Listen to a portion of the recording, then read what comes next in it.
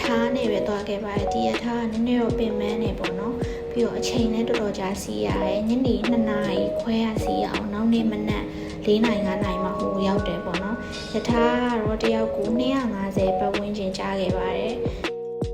ဘန်ကောက်ဒီမှာရှိတဲ့ဘယ်ရထားဂိတ်ကမဆိုတက်စီလို့ရတယ်ပေါ့နော်ဒါပေမဲ့ချိုးတော့ဒီပင်မသူ့ရဲ့ရထား station ကိုသွားပြီးတော့စီးရပါရထားပေါက်ဖွင့်စီရတဲ့ရထားဆိုဟိုရောက်ခံဒီမနက်ပိုင်းတော်တော်လေးတော့အေးတယ်ဒါတော့ချိုးတို့ပထမအဆုံးသွားမယ်နေထွက်တာအရင်လာရဆိုဖျားကိုသွားနေရပေါ့နော်သူကမနက်ပိုင်း6 နာရီခွဲလောက်ဆိုအရန်လာပြီးတော့ချင်းမိုင်တစ်မျိုးလုံးရဲ့နေထွက်ချိန်ကိုအပေါ်ကနေလှမ်းမြင်ရတယ်ပေါ့နော်ဒါကတော့အနည်းညနေဘက်ချင်းမိုင် University တဲ့ကမ်ပေါင်ပေါ့နော်အဲ့နာတပ်ပုံရိုက်တဲ့လူတွေလည်းများတယ်ဆိုလူအဲ့ဘက်ကိုသွားလေဖြစ်ခဲ့ပါတယ်သူကလေလူတော့အရန်များတယ်ပေါ့နော်ဒါပေမဲ့ရာသီဥတုကလည်းအေးအေးစိမ့်စိမ့်နေနေဆိုလမ်းလျှောက်လို့ကောင်းတယ်view ကလည်းလှတော့လူကြီးတွေပါလာလို့ရှင်ဒီဘက်ကိုခေါ်လာဖို့ recommend လုပ်ပါတယ်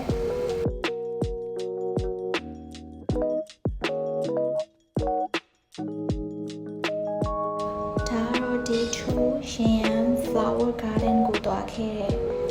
video လေးပဲဖြစ်ပါတယ်သူက coffee ဆိုင်ကနေပြီးတော့ဝင်ကြီး100တောင်းပြီးတော့သူတို့စီမံရှယ်ပန်းခင်းနေနဲ့တပ်ပုံရပေါ့နော်ညနေဖက်မှာတော့ချင်းမိုင်ရဲ့မြို့ပတ်ကြည့်ခဲ့ပေါ့နော်သူကလေ hotel လေးနဲ့သူရဲ့ restaurants တွေကအရင်လာပြီးတော့ modern လေးဖြစ်တယ်ပြီးတော့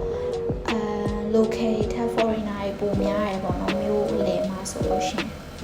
ဒါကတော့ day 2 ညဘက်ပေါ့နော် night market Sunday night market ကိုသွားခဲ့ရပါတော့သူကတနင်္ဂနွေနေ့တစ်ရက်ပဲရှိရပါတော့အရန်လူစီရအရန်လူများရပြီးတော့ဈေးတွေအရန်တန်နေပေါ့နော်ဘန်ကောက်တို့ဘာလို့ဈေးတွေနဲ့တော်တော်กว่าအစားတောက်တွေဆိုလဲအဲ့မှာတော့ souvenirs တွေအဲ့လိုမျိုးချင်းမိုင်ရထွက်တဲ့ပစ္စည်းလေးဝယ်လို့ရပါတယ်လူတော့အရန်တိုးရတယ်ပေါ့နော်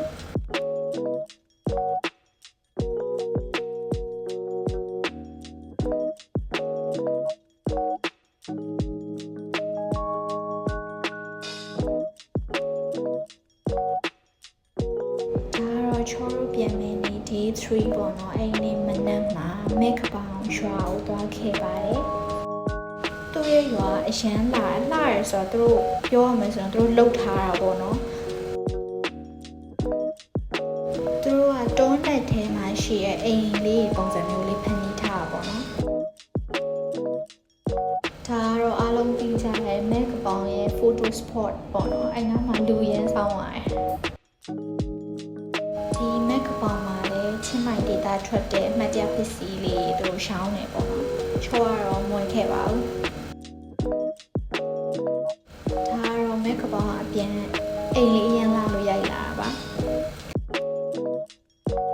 ဒါကတော့ချောတို့ပြန်လာပြီးပေါ့နော်ရထားပေါ်မှာပါအပြန်လန်းကအလာလန်းထပ်ပူလှရဲပေါ့နော်တောင်ကြားတွေကဖြတ်သွားတာဆိုတော့ so ချင်းမိုင် vlog လေးကတော့ဒါပါပဲရှင်Thanks for watching.